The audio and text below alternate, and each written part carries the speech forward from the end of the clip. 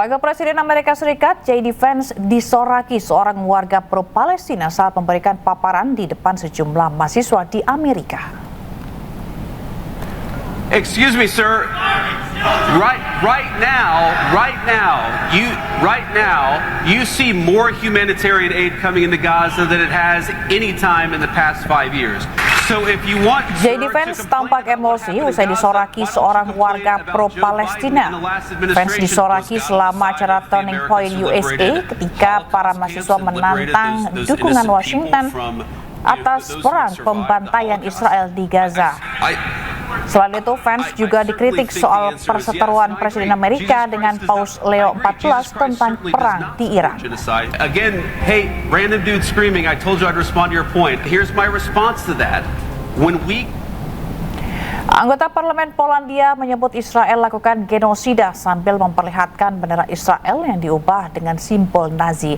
Sementara itu, Kedutaan Besar Israel di Warsawa mengutuk tindakan Berkowitz dan mendesak pihak berwenang Polandia untuk mengambil tindakan.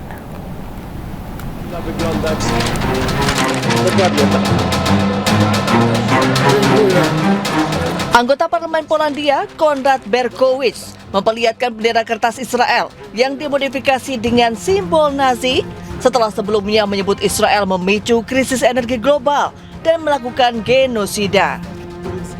Momen terjadi dalam acara peringatan korban pembantaian Nazi selama sesi parlemen di Warsawa, Polandia pada hari Selasa.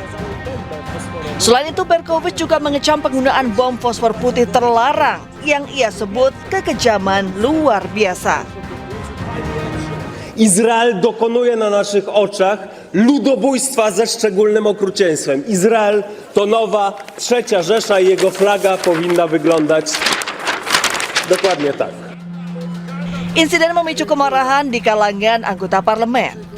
Ketua Parlemen Polandia kemudian mengumumkan rencana sanksi bagi anggota parlemen yang menampilkan simbol terlarang di gedung parlemen.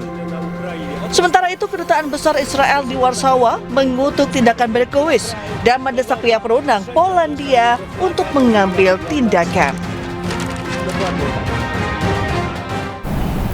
Menteri Luar Negeri Arab Saudi, Pangeran Faisal bin Arhan, memberikan penolakan langsung terhadap tekanan Amerika Serikat untuk memihak. Ia menegaskan baik Arab Saudi maupun semua negara Arab tidak menetapkan kebijakan mereka berdasarkan kepentingan pihak lain.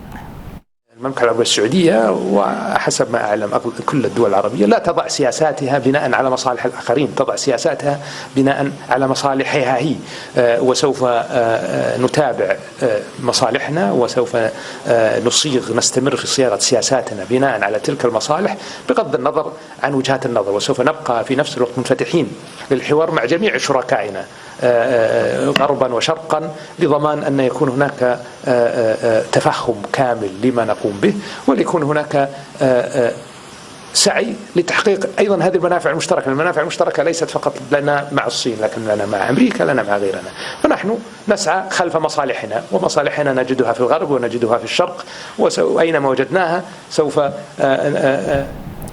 Amerika Serikat dan Iran akan melanjutkan perundingan di Islamabad, Pakistan pada akhir pekan ini. Sebelumnya, negosiasi damai antara Pakistan pekan lalu berakhir tanpa kesepakatan.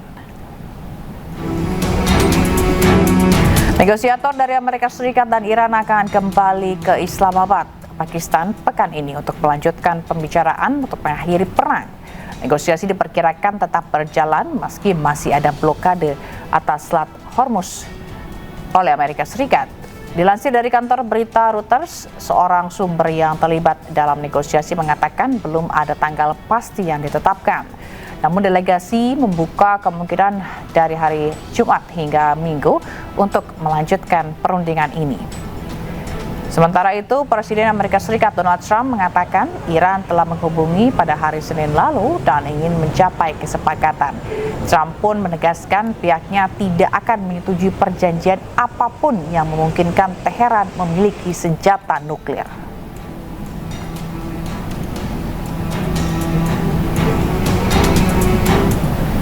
Kepala Staf Angkatan Darat Pakistan, Syed Asim Munir, tiba di Iran untuk menyampaikan pesan diplomatik dari Amerika Serikat. Delegasi Pakistan tersebut disambut oleh Menteri Luar Negeri Iran, Syed Abbas Araghchi.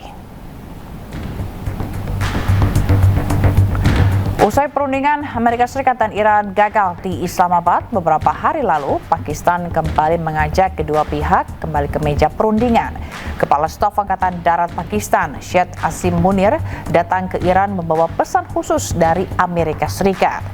Diharapkan pertemuan Iran dan Amerika Serikat terjadi dalam waktu dekat sebelum gencatan senjata 2 pekan selesai.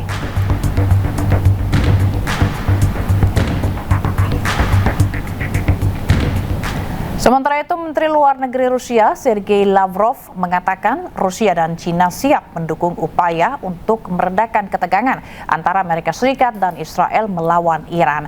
Lavrov menyebut Rusia akan mendorong penyelesaian krisis dan pemulihan navigasi yang aman melalui Selat Hormuz.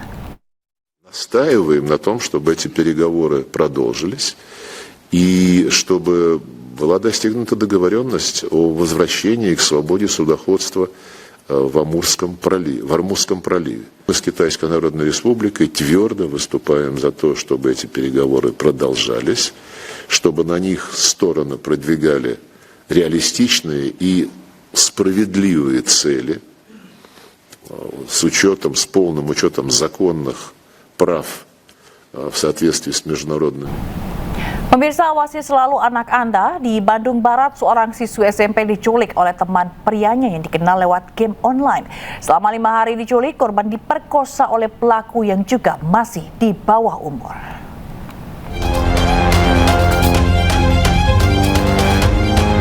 Kamera pengawas merekam saat korban siswi SMP dijemput pelaku menggunakan taksi online di kawasan Sindangkerta, Bandung, Jawa Barat. Sejak saat itu, korban hilang diculik pelaku selama 5 hari. Pelaku penculikan yang ternyata masih duduk di kelas 3 SMP ditangkap polisi di tempat kos pelaku di kawasan Coblong, Bandung. Awalnya, pelaku dan korban berkenalan lewat game online. Selama diculik, korban diperkosa oleh pelaku. Selain mengamankan pelaku, polisi menyita barang bukti berupa pakaian serta ponsel korban dan pelaku. Sebelum diamankan, korban mengalami persetubuhan sebanyak 2 kali, yaitu di hari pertama dan di hari kedua. Ini yang masih kami dalami dan kami akan coba koordinasikan karena ini kejadiannya berarti masuk di wilayah Polrestabes Bandung. Pelaku yang masih duduk di bawah umur terancam 15 tahun penjara. Dari Bandung, Jawa Barat, Yuwono, iNews melaporkan. Warga Iran siap tempur sementara Israel kekurangan pasukan. Selengkapnya sesaat lagi, tetaplah bersama kami.